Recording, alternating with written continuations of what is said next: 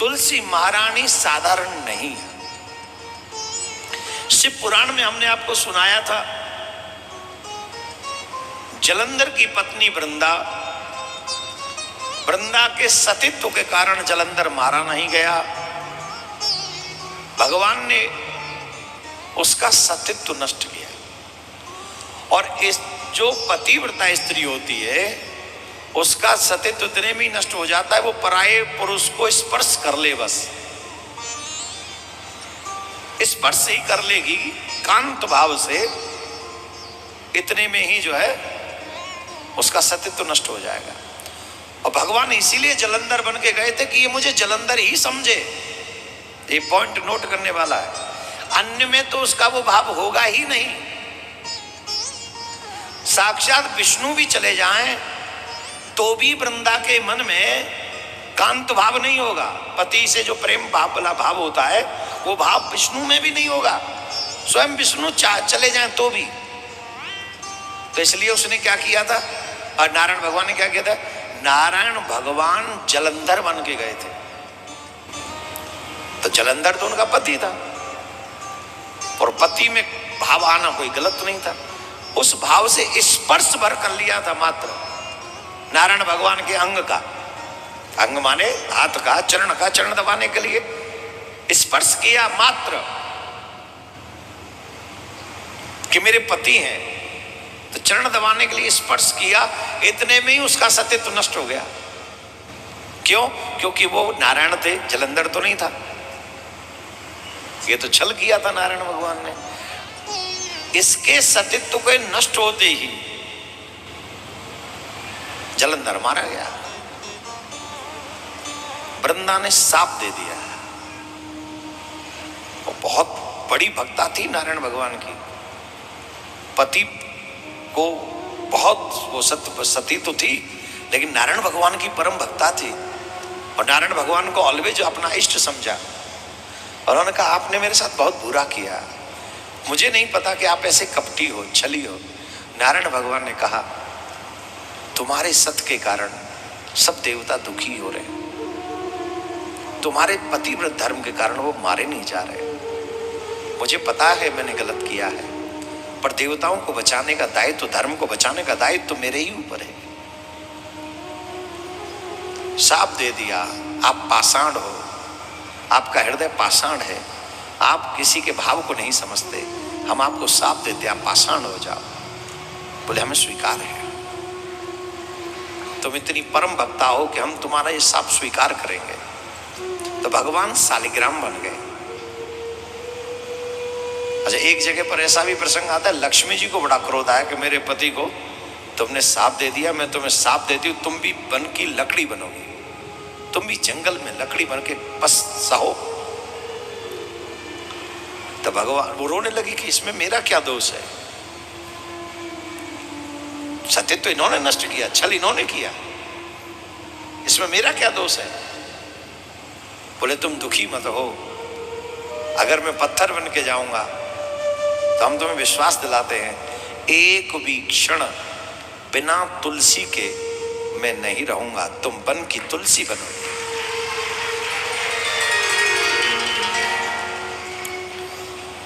शास्त्रों में लिखा है जो व्यक्ति शालिग्राम को, शंख को तुलसी विहीन करता है, जो घर में रखे हुए शालिग्राम है, घर में रखा हुआ शंख है, उसमें तुलसी होनी ही चाहिए 24 घंटे। जो शंख से, शालिग्राम से तुलसी को हटाता है उसे स्त्री वियोग सहन करना पड़ता है। इसलिए शालिग्राम को रख तो सब लेते हैं, लेकिन पूजा विधि सबको नहीं आती है। कई बार तो बस पहले निला दिए बाद में तुलसी रख दी, ऐसा नहीं है। शालिग्राम जी से तुलसी हटनी ही नहीं चाहिए। अब उसका ऑप्शन क्या है बताओ?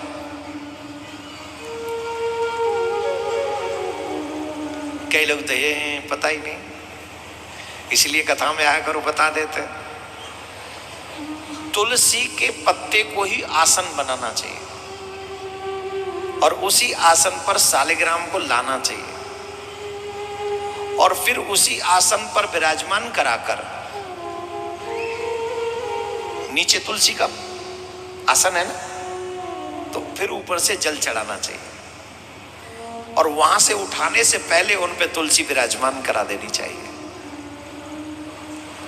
नीचे भी तुलसी है, ऊपर भी तुलसी है और फिर जहां विराजमान कराना है वहां भी तुलसी का आसन होना चाहिए, फिर वहां विराजमान करा देना।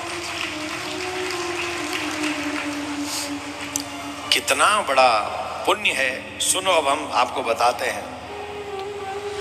जो मनुष्य अपने घर में तुलसी लगाते हैं, तुलसी की शाखा प्रशाखा बीज पुष्प और सुंदर दलों के साथ पृथ्वी पर बढ़ती रहती है और जब तक उनके वंश में जो जो जन्म लेते हैं और जो जो मृत्यु को प्राप्त हो चुके हैं, वे सब के सब उन आरोपण करने वाले मनुष्यों के साथ 2000 कल्पों तक श्री हरि के धाम में निवास करते हैं।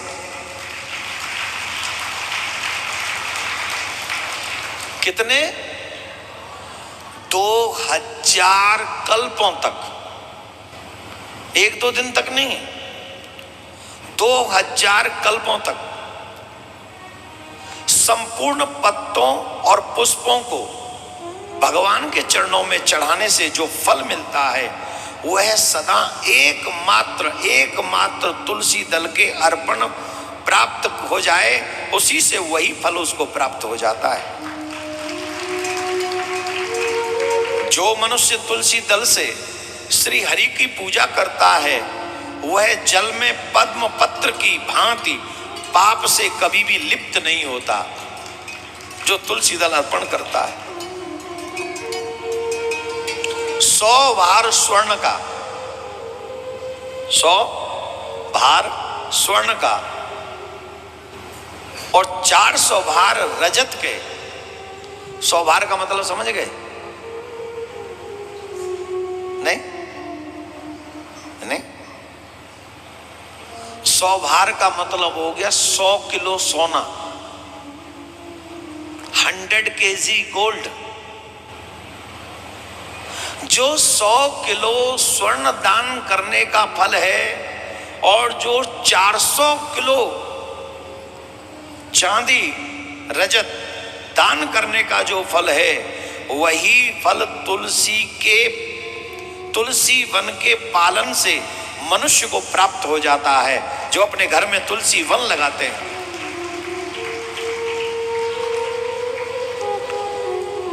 जो अपने घर में तुलसी वन लगाते हैं, उन्हें 100 किलो स्वर्ण और 400 किलो चांदी के दान के बराबर फल प्राप्त होता है। बताइए, जिस घर में तुलसी का वन होता है वह घर साधारण घर नहीं होता, वह घर तीर्थ रूप हो जाता है। वहां यमराज के दूत कभी नहीं झांक सकते, वहां यमराज के दूत कभी नहीं झांक सकते। जो श्रेष्ठ मानव सर्व पापहारी पुण्य जनक तथा मनोवांछित वस्तु देने वाली तुलसी वन का रोपण करते हैं, वे कभी भी सूर्य पुष्पण माने तुलसी लगाने वाले, पालन माने जल इत्यादि देकर उन्हें पोषित करने वाले, तथा दर्शन अथवा स्पर्श करने से तुलसी मनुष्यों के मन वाणी और शरीर द्वारा संचित समस्त पापों को दग्ध कर देती है। कल हम गए थे तो एक बात सुनने को मिली, पाप कितने प्रकार के होते हैं? तो पाप 3 प्रकार के होते, मनसा वाचा कर्मणा।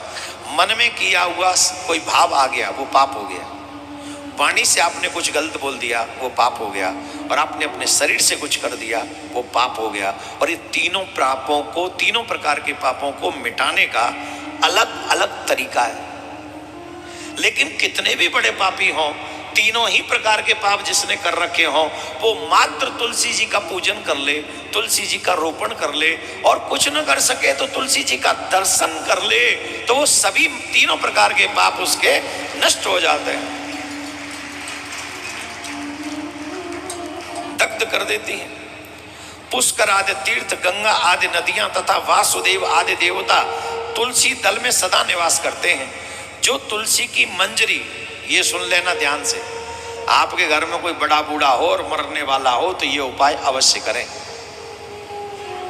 किस किस को घर में लग रहा है कि हमारे घर में एक छुट्टी होने वाली है?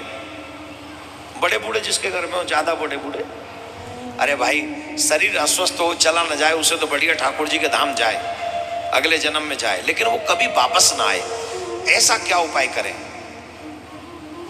बहुत गजब की बात बताने जा रहे हैं। शास्त्र युक्त जीवन जीने न जी सके हों तो सिर्फ मर ही जाएं, उतने में ही कल्याण हो जाता है।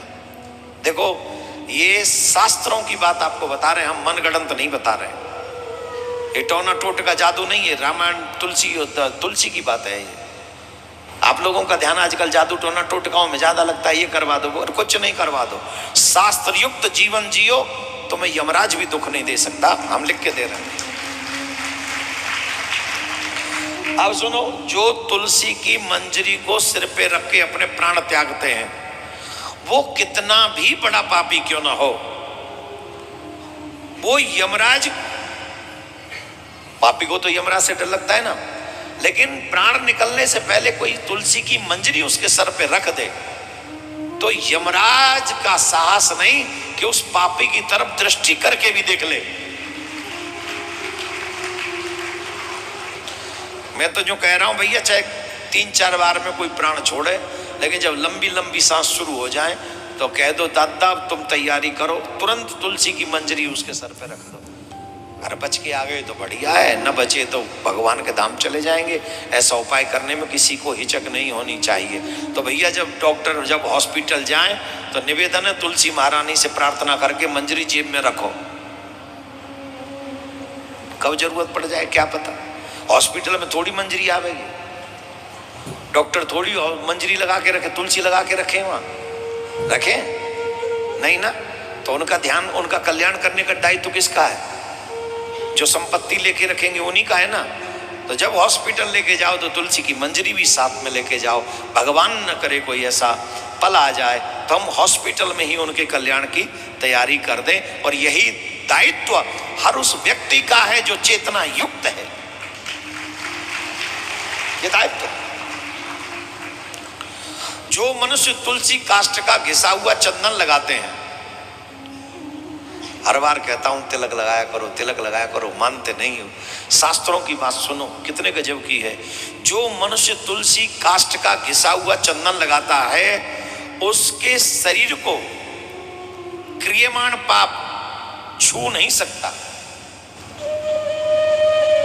आपने तुलसी का चंदन लगाया और आपसे चेंटी मर गई, अब कोई पाप हो गया तो वो आपके शरीर को स्पर्श नहीं कर सकता, वो पाप दूर ही रहेगा। क्यों रहेगा? क्योंकि आपके माथे पे तुलसी का चंदन लगा हुआ है, तिलक लगा हुआ है। जहां जहां तुलसी वन की छाया है वहां वहां पितरों का श्राद्ध करना चाहिए। वहां दिया हुआ श्राद्ध संबंधी जो भी दान है वो अक्षय हो जाता है, वो कभी मिटता नहीं है। आदिदेव चतुर्मुख ब्रह्मा जी भी इसकी शब्दों में बड़ाई पूर्णतः वर्णन नहीं कर सकते। श्री हरि भी तुलसी के इस महामहत्व को अपने शब्दों से वर्णन नहीं कर सकते, वह भी कहने में असमर्थ हैं। जो स्त्री अथवा पुरुष भगवान श्री कृष्ण के चरणों में चंदन युक्त तुलसी पत्र अर्पित करता है, वह पूर्वोक्त फल प्राप्त करता है। अतः गोप नंदनियो, तुम भी प्रतिदिन तुलसी सेवन करो, जिससे श्री कृष्ण सदा तुम्हारे बस में रहें और भगवान श्री कृष्ण का प्रेम तुम्हें प्राप्त हो जाए। अब बताओ क्या बोलना पड़ेगा? इस तुलसी का कितना महत्व है। लेकिन एक निवेदन है, जिस घर में तुलसी हो उस घर में मांस ना आए, पवित्रता बनी रहे। लहसुन प्याज ना आए। और उस घर में अगर थोड़ी भी पवित्रता है, तुलसी है, उस घर में रहने वाले लोगों की कभी भी अधोगति नहीं होगी, दुर्गति नहीं होगी।